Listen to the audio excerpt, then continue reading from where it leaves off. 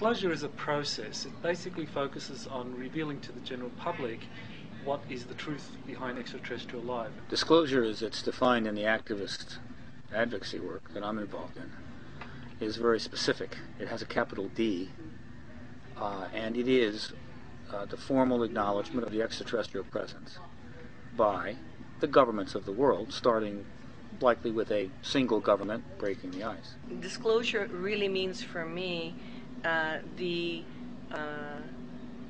formal announcement by governments of the world that we are not alone. The disclosure of the extraterrestrial presence on Earth just means sharing whatever available, credible evidence there is of that reality with the general public. Disclosure will have a tremendous effect on everyday life. The minute they release free energy, which is basically the propulsion systems of the ET craft, there will be an abundance of water. They'll be able to desalinate the sea. We'll have fresh water. Fresh water will be less to fight about. You'll be able to plant crops in the desert. It will lead to so much food. It will lead to new technologies. And as an interesting byproduct, of course, is anti-gravity. Disclosure events so massive. It's the biggest paradigm shift in social science, political, you name it. I mean, it's the biggest in history. Impossible to predict. That will enrich our own culture, provide us access to new technologies, which inevitably leads to more jobs, an enriched economy, and everything we know about life will simply expand. It will open up the universe. It will change our awareness and our attitude about everything. It will be an incredible moment in human history. We are going to start to examine our own structures to the very core. We're going to examine our economic structure, our religious structures. We're going to look at our society and how we teach our children, even how we exchange goods and service, because as we start to interact with other cultures and see other potentials, other ways of doing things that are more harmonious, we will be inspired to do better. Well, exopolitics is all about the study of the public policy implications of extraterrestrial life. Exopolitics means an academic study of the extraterrestrial presence on Earth and its political as well as sociological implications. There's so much information that's coming forward at this point, and exopolitics represents the whistleblowers, the personal accounts, the eyewitness testimony. And exopolitics is about acknowledging that what was once secret is now true, and it's an academic subject. It's also a personal subject. It's a movement. It's something that people care passionately about. Well, it's not so much exopolitics facilitates disclosure. The disclosure process is something that comes under exopolitics. The disclosure movement comes under exopolitics. And it's one small component of it.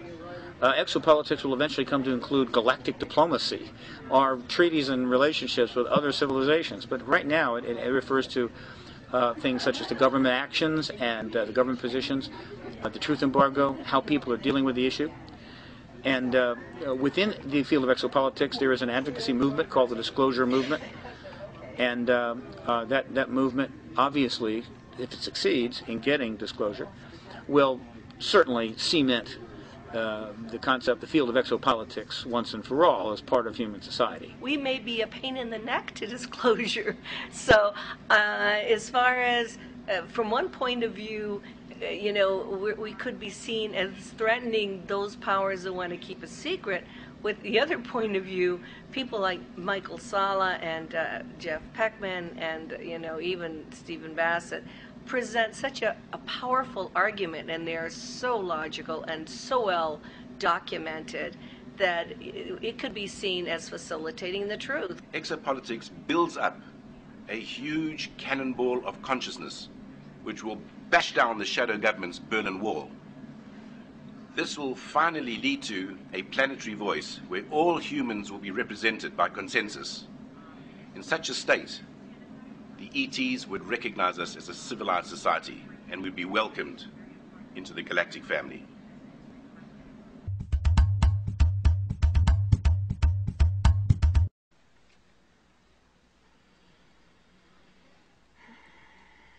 It's funny, when you said that right away, I thought, gee, were we ready to go to the moon?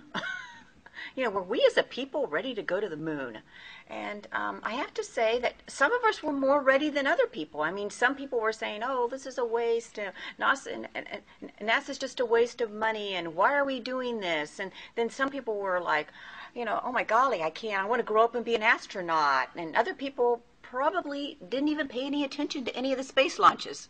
So I would imagine that the disclosure phenomenon is going to be pretty similar. I think some people are going to be very critical of it. Some people are going to be so excited they can't wait to get involved in the movement, and I hope that happens to a large degree. And some people are going to ignore it. That's what I think our readiness is. My personal opinion is that we are coming closer every day to being ready for disclosure. The reason that disclosure has not happened yet is because the consciousness of the majority of people on this planet would have been too strongly adversely affected. It would have shifted people's realities in such a dramatic way that I think it would not have been a positive.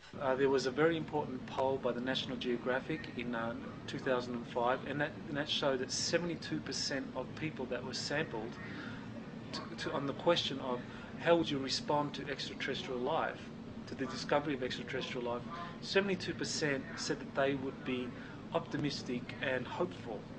And I think that's a very important statistic. That shows that more than 2/3 of the American public is really ready for extraterrestrial disclosure. They're ready for what is life out there. And that same poll showed that only 9% were fearful, anxious about the disclosure of extraterrestrial life. So do I think it's ready? I think some people are. I think the young people are. I think the children are ready. I mean, they certainly have been, they've been schooled in it from the media and everything. But I'm not sure that the entire population of the planet is ready.